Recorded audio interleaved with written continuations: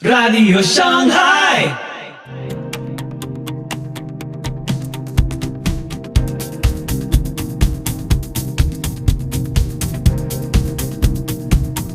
Muy buenos días, muy buenas tardes, muy buenas noches.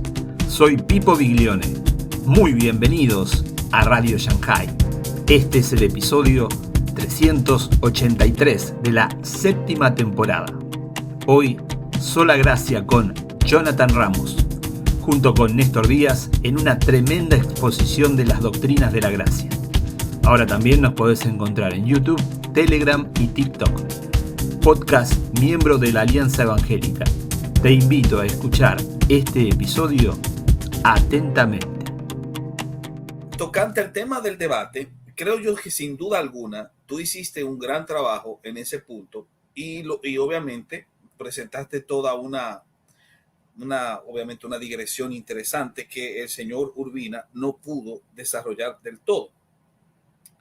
Y aquí viene la cuestión tocante a lo que te quería preguntar. ¿Qué reflexiones tú pudiste extraer de ese encuentro que tuviste con Dante Urbina? Ese segundo encuentro. ¿Qué reflexiones tú pudiste extraer? Que te han servido y que te han enriquecido. Para mí las reflexiones teológicas son las más importantes, ¿no? Primero, entender que hay una rama del tomismo, que es el tomismo aviceniano, que al no haber penetrado en la resolución extensivo-intensiva del S, que es la rama de Cornelio Fabro que descubrió el Santo Tomás de la Suma contra los Gentiles, de alguna manera intentan darle una cierta autonomía a la criatura con respecto al Creador. Y esa manera de no comprender la cuarta vía de Santo Tomás no les permite ver la absoluta soberanía de la gracia, ¿no? Así que creo que es un problema metafísico el que está ahí de fondo. Y bueno, yo agradezco porque detrás del debate, yo para prepararme el debate tuve que leer mucho y he aprendido a respetar un poco más a Santo Tomás de Aquino. Yo realmente no había dimensionado hasta ese momento, digamos, la excelencia con la cual Santo Tomás de Aquino expone las doctrinas de la gracia.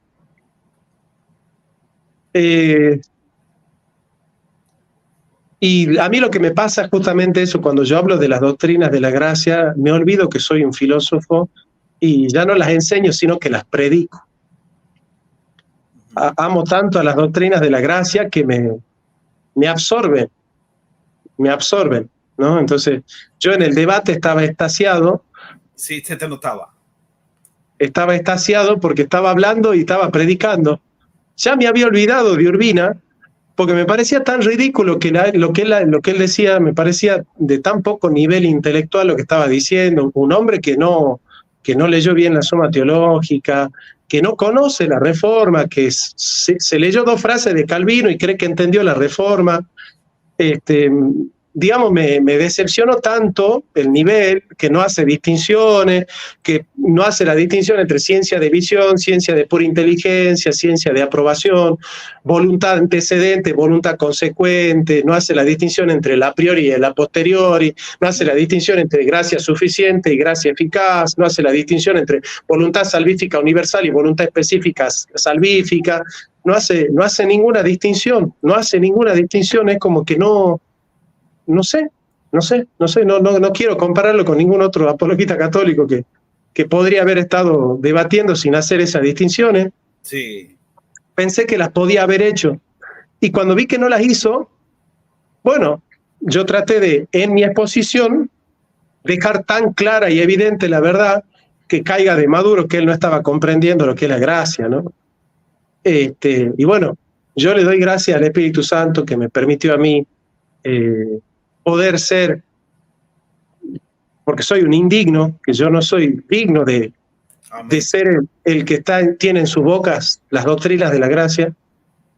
Ha escogido al más vil, al más débil, al más despreciado de todos para avergonzar a los sabios y a los fuertes. Amén. Y las doctrinas de la gracia tienen un poder tremendo, así que lo que tenemos que hacer nosotros cuando hablamos de ella es menguar completamente para que sea la gloria de Cristo la que esté ahí hablando, y esos son los frutos de las conversiones que se están dando ahora, es fruto de que Dios me ha permitido a mí hablar de las doctrinas de la gracia, menguando yo completamente, y por eso yo le doy gloria a Dios por eso, y estoy completamente satisfecho con lo que Dios hizo en el debate y lo que está haciendo después del debate.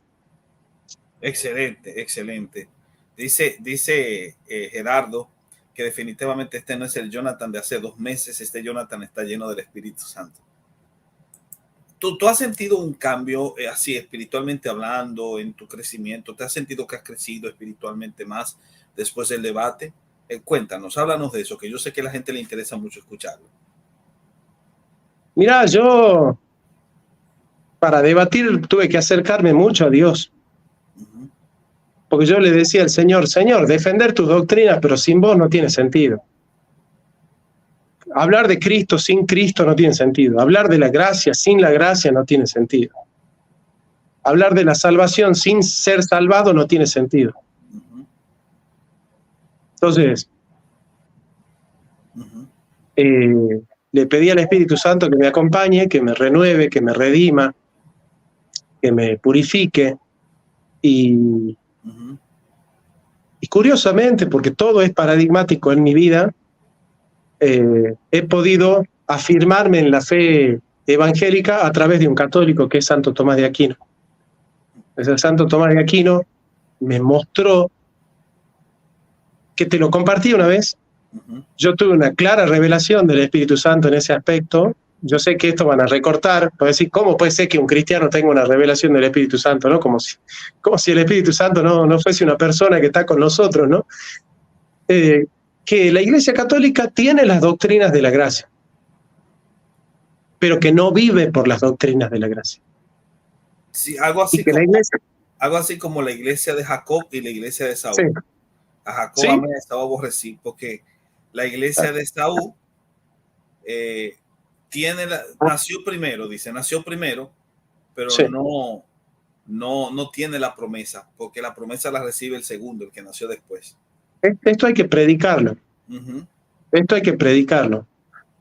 La Iglesia Católica es la iglesia de Esaú. Tiene todas las características de la iglesia de Esaú.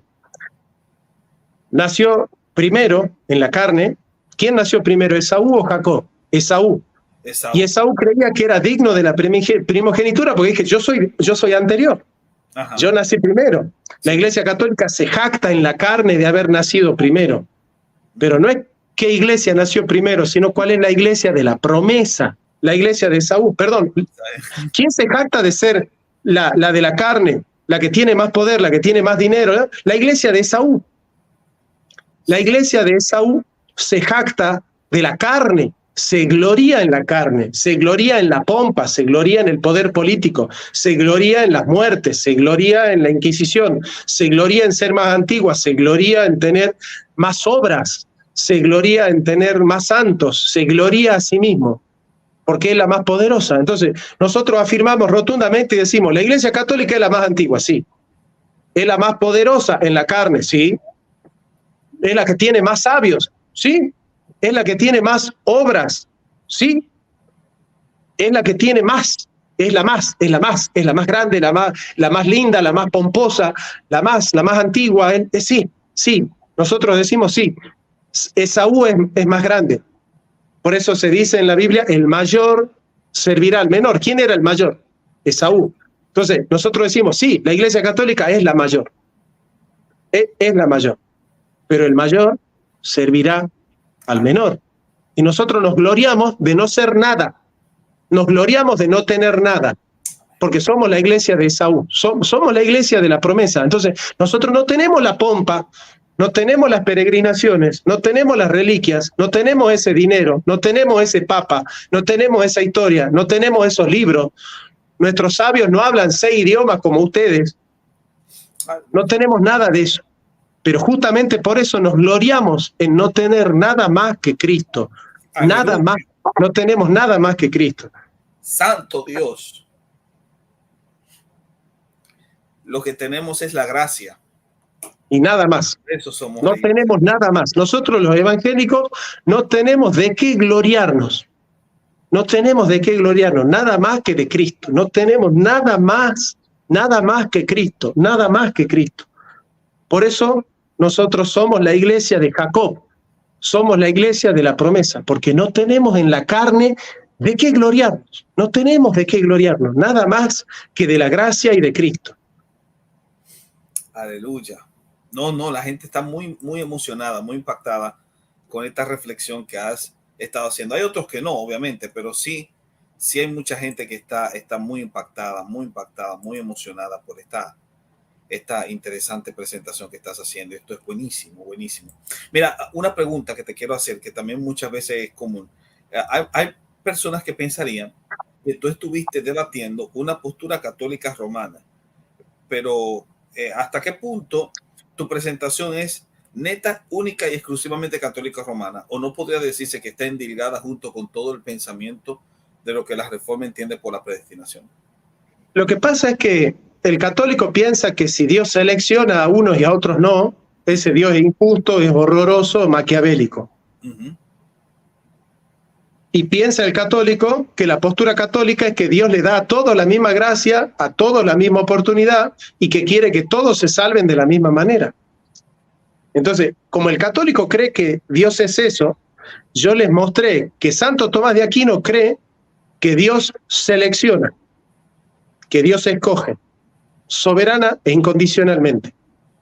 Y que si para un católico Dios es tremendo, horroroso y maquiavélico y el Dios del Islam, por hacer lo que ellos creen que dice el Dios de Calvino, yo les mostré que ese también es el Dios del catolicismo. Simplemente esa fue la estrategia, fue una estrategia. Si es horroroso el Dios de Calvino, también es horroroso el Dios de Santo Tomás. Sí.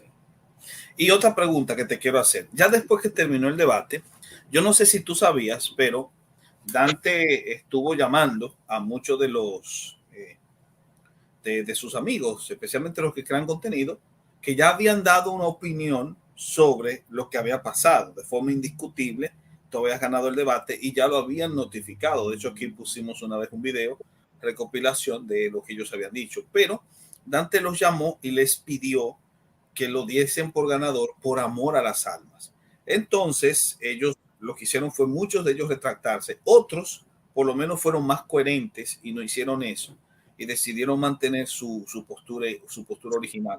Pero hay quienes sí cambiaron y comenzaron, obviamente, a darle la razón, porque el señor Dante se los pidió de esa manera, ya que él mismo se daba cuenta, o por lo menos no tendría sentido que yo llame a una persona y diga, dame por ganador, por favor, porque si yo me creo ganador, ¿por qué tengo yo que decírselo a la gente que me den por ganador? Es algo como no solamente bajo, sino irrisorio, irrisible. Pero después de eso, él comenzó a ir a algunos programas para presentar su postura y hacer unos cuantos videos. Mi pregunta para ti es, después de Dante haber terminado el debate y haber presentado sus explicaciones, ¿consideras tú que entendió realmente lo que se presentó o sigue mucho más perdido que el hijo del Inver?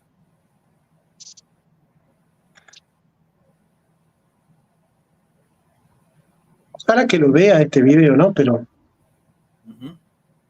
yo pienso que Dante todavía no entiende. Todavía sigue hablando de que los elegidos fueron conocidos con ciencia cognitiva.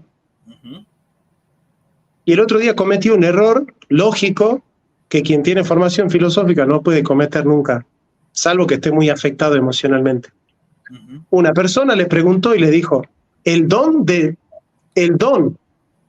la no resistencia a la gracia, ¿es un don de la gracia? Y él dijo, sí, pero es resistible. O sea, ¿dónde está la contradicción? Que él dice que si Dios me da la gracia para que yo no resista a la gracia, yo puedo resistir el don que me da la gracia para no resistir a la gracia. O sea, que si Dios quiere, que Dios cuando quiere vencer mi resistencia con la gracia, yo puedo vencer la gracia que me quiere hacer no resistir. ¿Te das cuenta? O sea, que yo puedo resistir la gracia irresistible. Eso es lo que está diciendo en el fondo. De hecho, tengo un video aquí, no sé si tú quieres verlo, es corto, es bien breve, de una opinión que hace Dante acá. Vamos a escuchar. Es destructiva para el calvinismo. Ramos en el debate se centraba en leer la Suma Teológica Prima, cuestión 23, pero ¿por qué no profundizó también en la cuestión 24 que habla sobre el libro de la vida? Y cuando habla sobre el libro de la vida, Santo Tomás habla de personas que primero están como ordenadas a la vida eterna y después no. Entonces, no es una preordenación incondicional e irresistible, porque una persona puede estar inicialmente ordenada a la vida eterna y Dios lo sabe y lo tiene en cuenta en su libro, porque eso está discutiendo Santo Tomás en la cuestión 24, y luego Dios también sabe que después esta persona ya no va a estar ordenada a la vida eterna. Ahí prácticamente él está diciendo que los predestinados pueden perderse. Cuéntanos sobre eso. Vamos a ver, ¿él entiende bien la doctrina católico-romana en ese punto o no? Y sobre todo las reformas. Sí, yo estoy escribiendo un libro sobre eso. El predestinado no se puede perder. Lo que está diciendo Santo Tomás es que hay otro grupo que está ordenado a la salvación, pero no por predestinación. Eso sí se pueden perder. Eso está diciendo Santo Tomás. Santo Tomás dice, podemos estar ordenados a la salvación de dos modos, por gracia y por predestinación. Sí.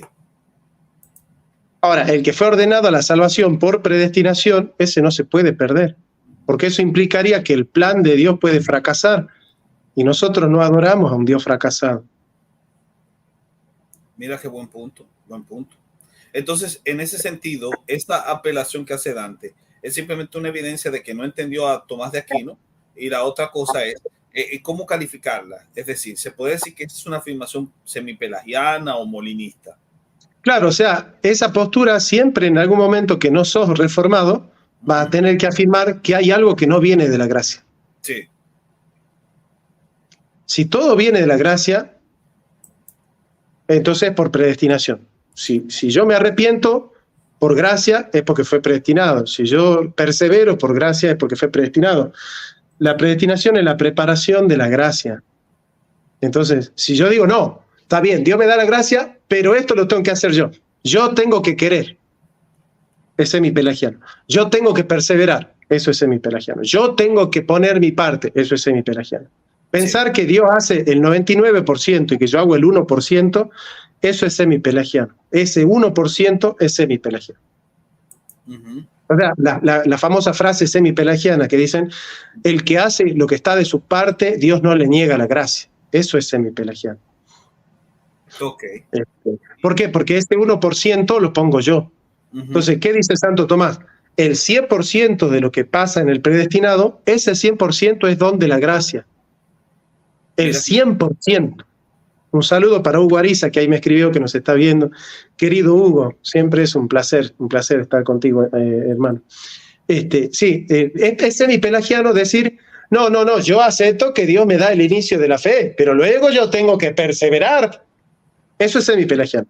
No, yo acepto que el comienzo de la salvación es por gracia, pero luego yo tengo que continuar con las obras. Eso es semipelagiano. No, yo acepto que la gracia me ayuda, pero yo tengo que querer. Eso es semipelagiano. No, yo acepto que la perseverancia está, pero yo no tengo que resistir. Eso es semipelagiano. Todo eso es semipelagiano. Lo único que no es semipelagiano es decir, yo tengo que llegar a Dios, sí, eso viene de la gracia. Yo tengo que querer, sí, eso viene de la gracia. Yo tengo que creer, sí, eso viene de la gracia. Yo me tengo que arrepentir, sí, eso viene de la gracia. Yo tengo que hacer buenas obras, sí, eso viene de la gracia. Yo tengo que perseverar, sí, eso viene de la gracia. Yo tengo que vencer mi resistencia a la gracia, sí, eso también viene de la gracia. Yo tengo que dejarme vencer por la gracia, sí, eso también viene de la gracia. Entonces, ¿qué es lo que entiende? El que entiende la gracia se da cuenta que todo es de gracia, todo es de gracia, todo. El comienzo de la fe, la llegada de la fe, la consumación de la fe, la perseverancia en la fe, las obras de la fe, la caridad de la fe, la consumación de la fe, la gloria de la fe, todo es de la gracia. Entender la gracia es saber que todo es de gracia, todo es de gracia. El que no puede entender eso no entiende la gracia. El que dice, no, yo, esto lo pone Dios y esto lo pongo yo. Entonces, mitad y mitad, Dios hace una parte, yo hago la otra. Eso es no entender la gracia. Entender la gracia es darse cuenta que todo es de la gracia, todo. Por eso San Pablo dice, ¿qué tienes que no se te haya dado? ¿Qué tienes que no hayas recibido? Y si lo recibiste, ¿por qué te jactas como si no lo hubieras recibido? Sí. Ese es el fundamento de la gracia, ese es el fundamento de la gracia. Si hay alguien que quiere entender la gracia, tiene que entender que todo es de la gracia, todo es de la gracia. El que no puede hacer su teología entendiendo que todo es de la gracia, no puede hablar de Dios. No se puede hablar de Dios creyendo que Dios necesita que alguien lo ayude a cumplir con su plan.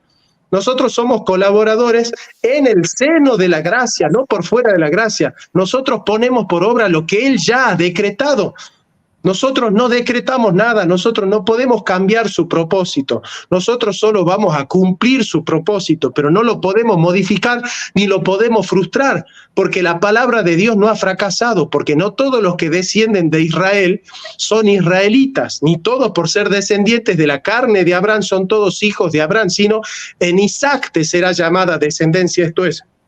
No lo que son los hijos según la carne son hijos de Abraham, sino lo que son hijos según la promesa son contados como hijos. Y la palabra de la promesa es esta: por este tiempo vendré y Sara tendrá un hijo. O sea, el hijo que vale es el hijo de la promesa. No importa lo que haga la carne, no importa. Según la carne, Ismael puede ser primero. Según la carne, Ismael puede ser más sabio. Según la carne, Ismael puede ser más bueno. Según la carne, Ismael puede ser más lindo. Según la carne, Ismael puede ser más tierno. Según la carne, Ismael puede ser más grato. Según la carne, Ismael puede tener más gloria. Pero no importa. Lo que importa es la promesa. Y la palabra de la promesa es esto: que Isaac será hijo de Abraham. Ese es el hijo de la promesa. Y aunque Isaac sea más débil, aunque sea lo más vil, aunque sea lo más tonto, aunque sea lo más necio, aunque sea lo más pobre, aunque sea lo más pecador, aunque sea lo más malo, Dios lo va a transformar porque ese es el hijo de la promesa. Dios no nos ama porque somos buenos, nos hará buenos porque nos ama. Entonces, el que es de la promesa dará fruto al 100%, porque el que empezó la buena obra la perfeccionará hasta el día de Jesucristo. Y en la carne, Esaú puede ser más noble, y puede ser más sabio, y puede ser más bueno, y puede ser más santo. En la carne, Esaú puede tener toda la gloria que quiera. Lo que pasa es que no es el de la promesa. No es el de la promesa. Entonces hay que entender eso, que Dios le da la gracia de la predestinación al de la promesa. Amén. Al de la promesa. Y entender eso, que no importa lo que nosotros hagamos en la carne, lo que importa es lo que hagamos en el espíritu. Pero todo depende de la gracia, todo depende de la gracia. Si no entienden que todo depende de la gracia, no entienden nada del cristianismo. Si hay algo que el hombre quiere tener gloria o quiere tener parte o quiere hacerlo por su propia cuenta, no entiende. Por eso el Antiguo Testamento dice, Isaías 52:3, Señor, harás paz con nosotros porque tú hiciste en nosotros todas nuestras obras. Todas nuestras obras. Entonces Dios hace en nosotros lo que nos pide que hagamos. Él es el que hace la obra. Él es el que hace la obra. Obviamente que yo soy el que la ejecuta. Yo soy el que quiere, pero Él es el que pone el querer. Yo soy el que corre, pero Él es el que me hace correr. Yo soy el que se arrepiente, pero Él hace que yo me arrepienta. Yo soy el que cree, pero Él hace que yo crea. Yo soy el que quiere, pero Él hace que yo quiera. Yo soy el que persevera, pero Él hace que yo persevere. Yo soy el que busca, pero Él hace que yo busque. Yo soy el que ama, pero Él hace que yo ame.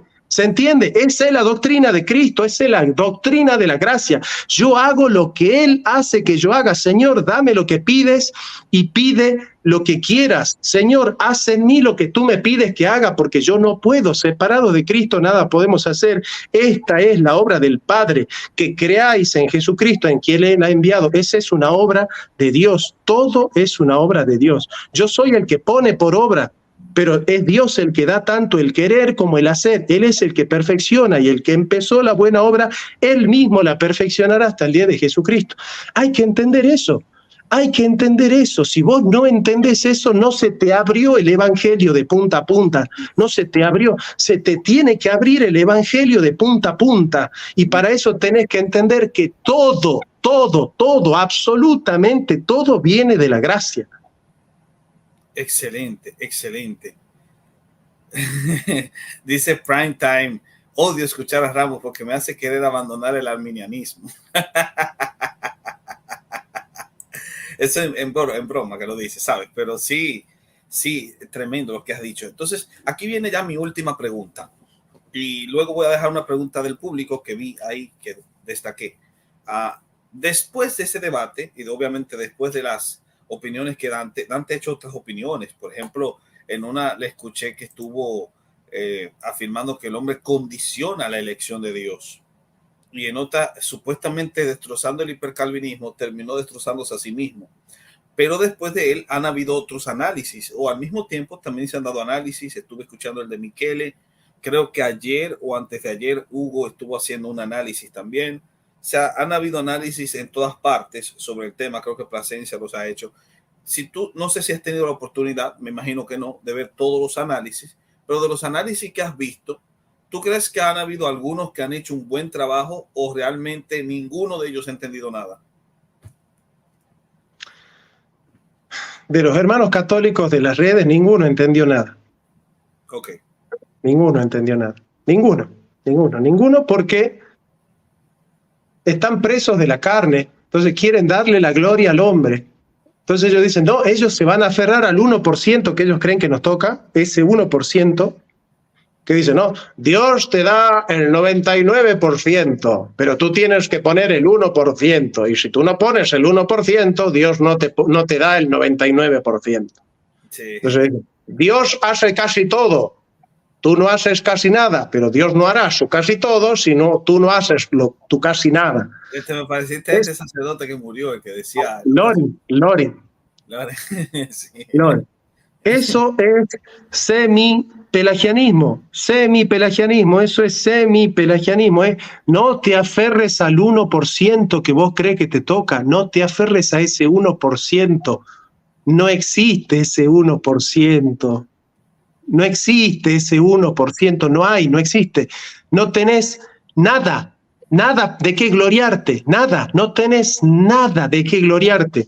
Las doctrinas de la gracia destruyen la pretensión de la carne de querer gloriarse de ese 1%, de ese 0,00001%.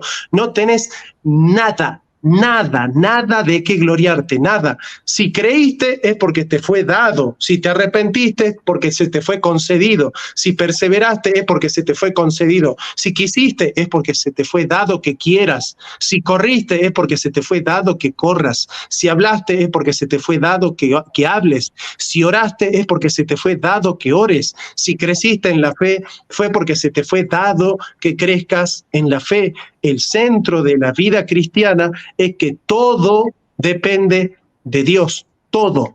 Vos lo único que tenés que hacer es estar quieto y conocer que Dios es Dios, contemplarlo en su grandeza y en su gloria, que Él desde esa contemplación va a trabajar en tu corazón para prepararte, para dar fruto al 100%.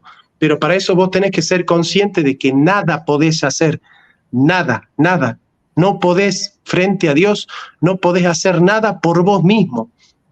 Todo viene de la gracia, todo viene de la gracia. Entonces, si todo viene de la gracia, ¿dónde se preparó esa gracia? Antes de la fundación del mundo. Eso es la predestinación. La predestinación es entender que todo lo que yo estoy viviendo ahora fue decretado, que todo lo que estoy viviendo ahora fue preparado por quien da todas las dádivas, porque toda buena dádiva viene del Padre de lo alto, toda buena dádiva viene del Padre. Entonces, entiendan, por favor, renuncien a ese 1%, no se aferren, porque es la carne la que te está tentando a querer darte gloria con ese 1%. Ese 1% es falso. Vos haces 100% la obra, pero porque es Dios el que ha preparado 100% la gracia. Entonces no es un 1% versus un 99%, es 100% el hombre que cree porque es 100% la gracia que te hace creer, es 100% que el hombre persevera porque es 100% que la gracia te preparó para perseverar. Dios hace en mí lo que me pide que yo haga. Dios hace en nosotros lo que nos pide que hagamos. Ese es el misterio de la gracia. Esa es la gracia. Entender la gracia es entender eso. No existe un 1%, no hay un 1% de nada. No renuncia a ese 1%, no existe, porque ese 1% te va a permitir acercarte a Cristo, a decirle, Señor, ¿qué tengo que hacer para recibir la vida eterna? Y vas a terminar humillado. Porque cada vez que vos te aferrás a ese 1% delante de Dios es trapo de inmundicia. Ante tus glorias más excelsas, ante tus obras más perfectas, aquellas que vos crees que esas obras son perfectas y dignas, frente a la gloria de Cristo, eso es basura, basura, todo lo tengo por basura. Así dice San Pablo, por basura, todo lo tengo por basura. Por el amor de Cristo, es basura, es porquería.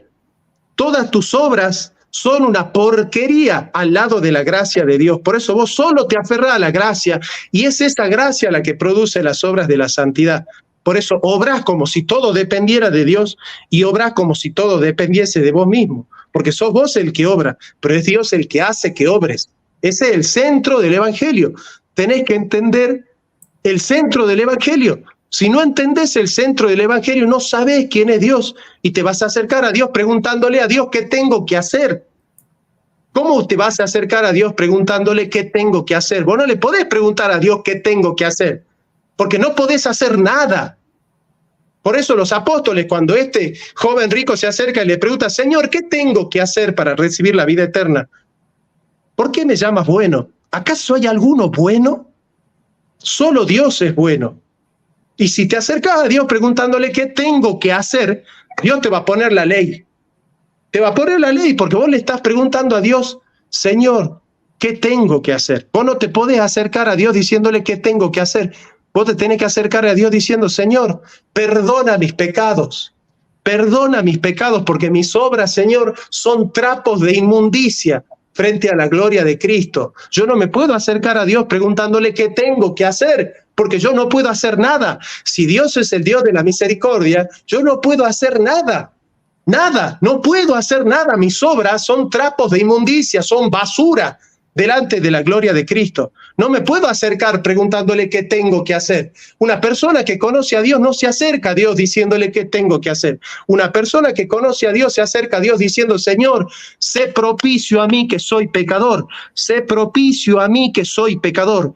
Ese es el verdadero cristiano, el que dice, sé propicio a mí que soy pecador. Y ese será exaltado. Y el otro que se acerca diciendo, ¿qué tengo que hacer? Confiando en sus obras que son basura y trapo de inmundicia, ese va a ser humillado. Ese será humillado. Como se fue el joven rico, humillado. Por eso los apóstoles le dijeron, Señor, entonces, ¿quién podrá salvarse? Lo que es imposible para los hombres es posible para Dios. Acércate a Dios humillado. Olvídate de la iglesia que te dice que podés confiar en tus obras. Olvídate de la iglesia que te enseña que tenés que aferrarse a este 1%. Aferrate a la iglesia que te dice no confíes en tus obras porque tus obras delante de la gloria de Cristo son trapos de inmundicia.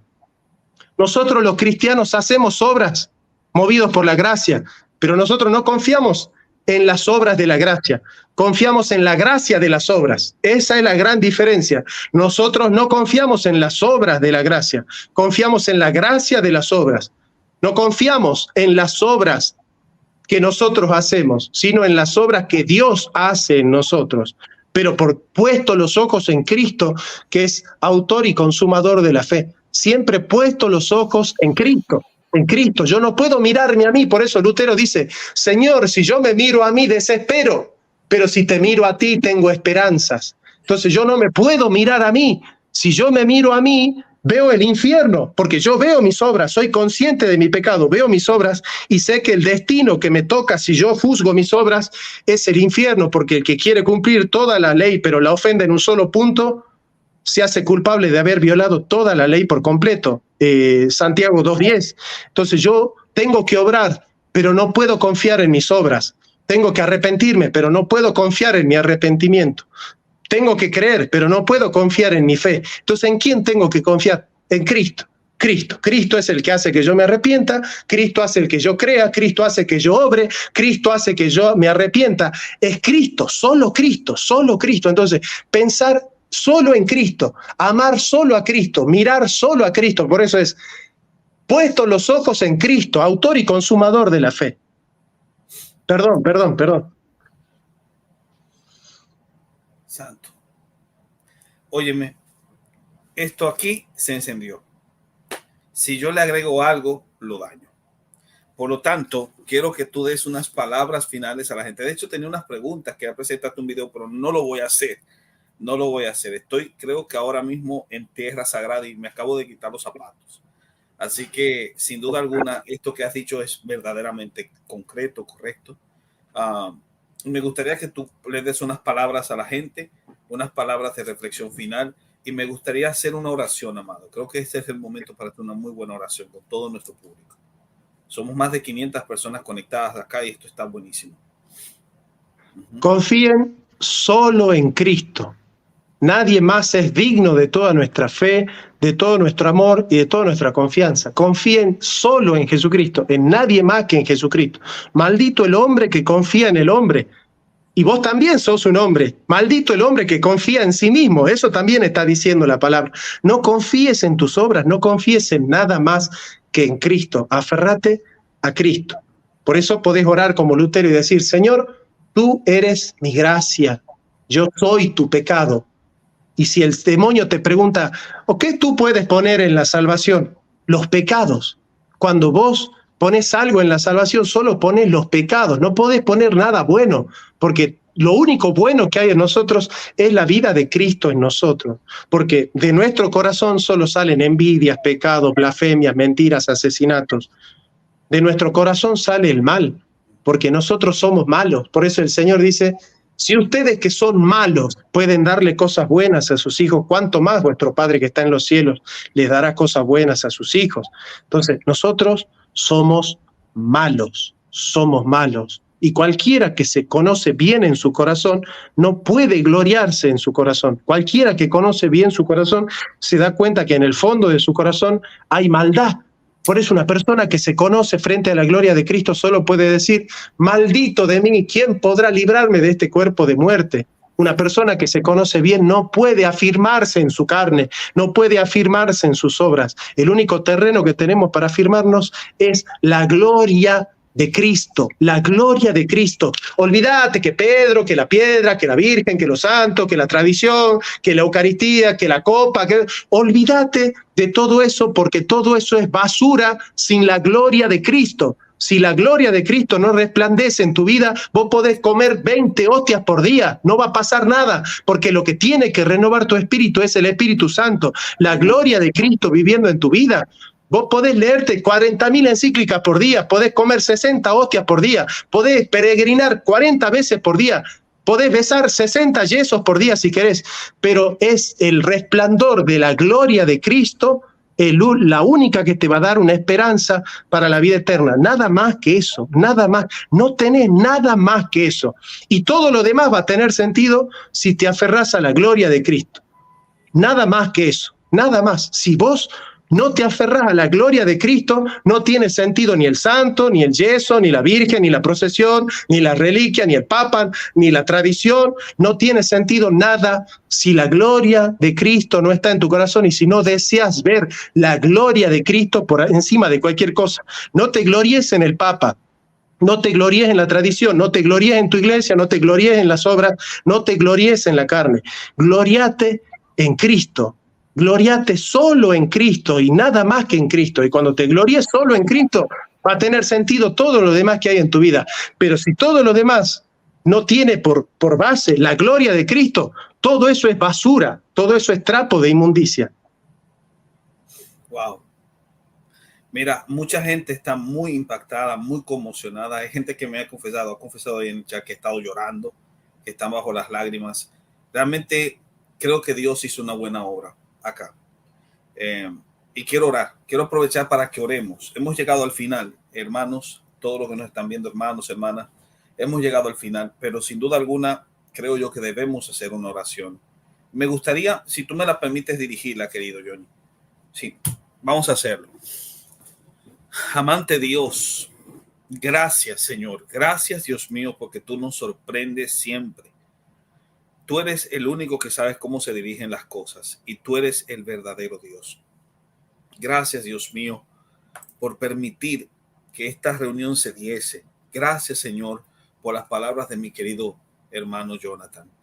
Gracias, Dios mío, porque estas palabras también han sido de reafirmación para la fe de muchos que están aquí. Gracias por conmocionar a muchos hasta las lágrimas e inclusive por convencer a aquellos que tenían dudas o que estaban renuentes a. Gracias, Dios mío, por fortalecer, porque este es el mensaje tuyo. Gracias, Dios mío, por fortalecer también la fe de mi hermano Jonathan. Gracias porque también él está siendo un instrumento para reforzar la fe de muchos también. Manténlo siempre con esa pasión, con ese deseo, y que mientras más profundice en este tema tan glorioso de la gracia, mucho más, Señor, pueda perderse en las aguas de tu espíritu y regocijarse en el gozo que realmente se encuentra en la verdad de esta salvación tan grande que recibimos. Te pido en el nombre de Jesús que lo conviertas en una Dalit y en un gran instrumento para muchos en Latinoamérica encontrar y conocer bien esta verdad, y que tu gracia y tu amor nos ayuden a mantenernos siempre bajo la consigna que una vez dijo Lutero: me miré a mí mismo y vi imposible salvarme. Miré a Cristo y vi imposible perderme. Que nosotros podamos tener siempre esa convicción en nuestros corazones. Por los méritos de Cristo oramos. Amén. Johnny, de verdad que esto ha sido una gran bendición, de verdad que sí. Una gran bendición, y creo que sin duda alguna mucha gente lo entiende de esa manera. Así que nada, te deseo lo mejor, de verdad que sí. Y vamos a mantenernos porque esto seguirá desarrollándose más y profundizándose mucho más. Se necesita, creo que es lo que más necesitamos escuchar en redes. Bueno, oren por mí. Sí. Oren por mí. El enemigo nunca afloja en su acecho, y el libro que estoy escribiendo necesita que yo esté compenetrado, ¿no? Así que excelente. Amado, gracias. Bendición. Siempre, de verdad que sí. Para mí es un placer tenerte acá. Igual, siempre. Asimismo, a todos los hermanos que estuvieron con nosotros, gracias por habernos acompañado. Este changarrito está que arde. Las lágrimas. Lo que me pasó no lo pude evitar, hermanos. De verdad que esto fue hermoso, hermoso, señores.